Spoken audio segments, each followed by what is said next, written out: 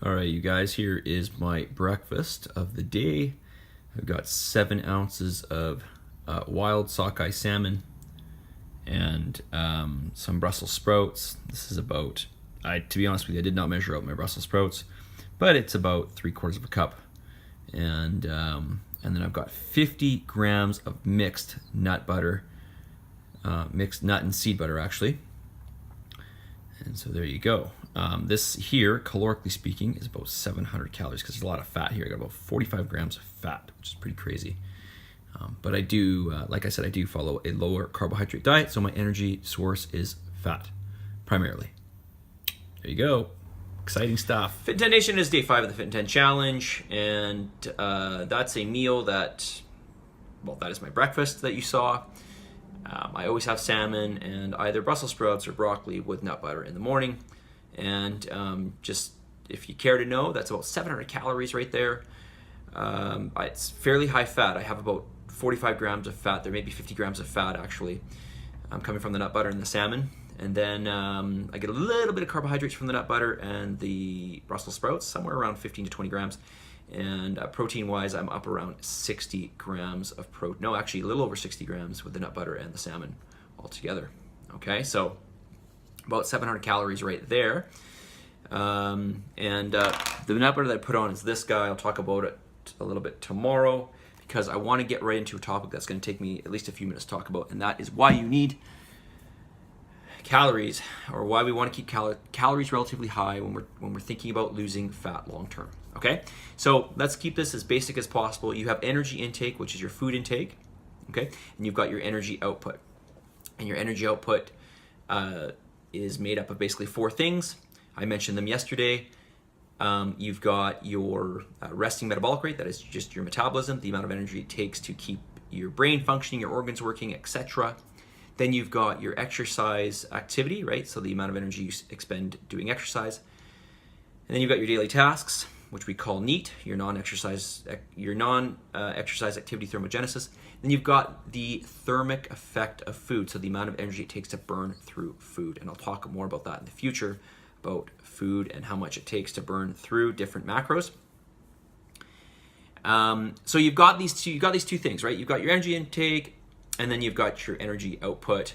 And of course, if we can drastically, or if we can change our energy input, if we can lower it a good amount, then we're gonna lose weight. And then if we go very high with it, we're going to gain some weight. So what happens exactly? Why not just take those calories substantially down? Why not? Okay, yeah, you're gonna be hungry, but maybe we can just figure out ways not to be hungry, or just, suffer through it. So why not just do that? Why? Well, you're going to essentially, by creating this energy deficit, you're going to lower your energy requirements. Now, obviously, that becomes at least partially obvious because you're going to be losing tissue, so you don't need as much energy to sustain that tissue. But the problem with it is that your body will become more efficient in terms of its own energy output. That is, its resting metabolic rate will become more efficient. That is, the body will become better, or it will expend less energy doing a lot of its metabolic tasks that it has to do. Okay, the body is smart. It wants to survive. So, we don't want to make this drastic change. Now, if you did a drastic change, like if you fasted for 1 day or you went low calories for 3 days, you're not really going to affect your metabolism, okay? But if you do a huge deficit over a long period of time, you will lower your resting metabolic rate, okay? And we see this in yo-yo dieting. We see this, or at least this is what's theorized with yo-yo dieting, because people typically, when they go through these fad diets over and over again, what's typically seen is they gain weight. So, they crash diet, they lose a bunch of weight, including muscle tissue, which obviously you don't want to do because that's going to help with long-term fat loss and keeping your metabolism elevated.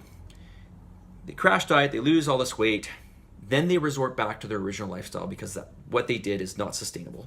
They go back to their original lifestyle, their resting metabolic rate's even lower, and so they gain even more weight than what they had before previously. Then they crash diet again, okay? They don't lose as much weight, because they've already messed up their resting metabolic rate.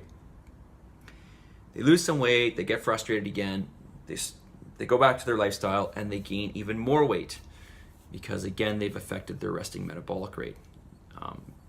And they will usually try to, because they're not losing as much body fat each time they do this drastic diet, this drastic calorie cut, they will do something even more drastic, okay? And that will mess up the metabolism even more. So basically, what we want to think about doing here is keeping a very conservative level of deficit. And that's what we're going to do throughout this challenge, this conservative, slow deficit through time, okay?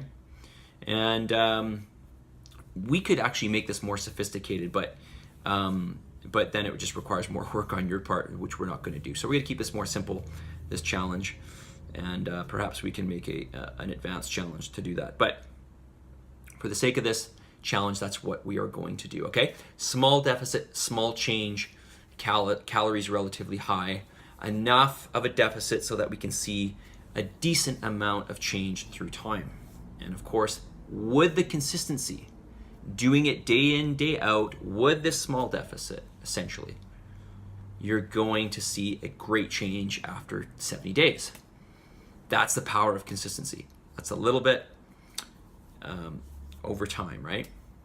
So it's a compounding factor.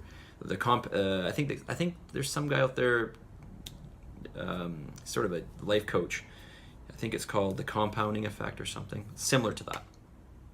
Anyways, I digress. All right, message of the day.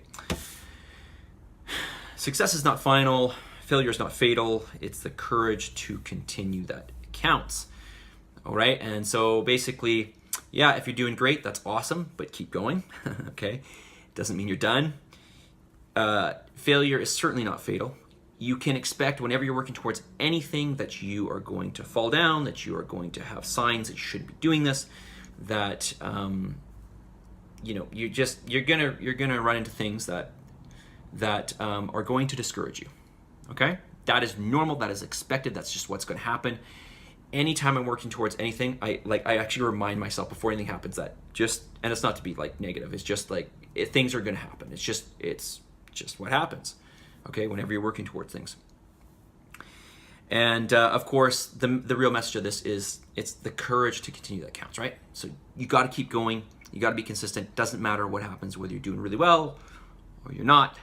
You got to keep going, and you will make the progress. Those that succeed, okay, 95% of those, probably is even more than that are really successful in whatever endeavor they take on. It's because they didn't give up. It's not because they were lucky. It's not because they were given it. It's because they kept working at it. Okay? All right, 7 minutes. I got to wrap this up. Guys, submit, commit, do what you got to do. 3 workouts, so that's 3 weight training workouts, 3 cardiovascular sessions, and your diet, right? You've got to try to get on that diet and do your diarying, right? Which I have on here, and I'll talk about mine tomorrow. All right, we'll talk to y'all soon. Have a wonderful day. See you guys. Come on, clicker.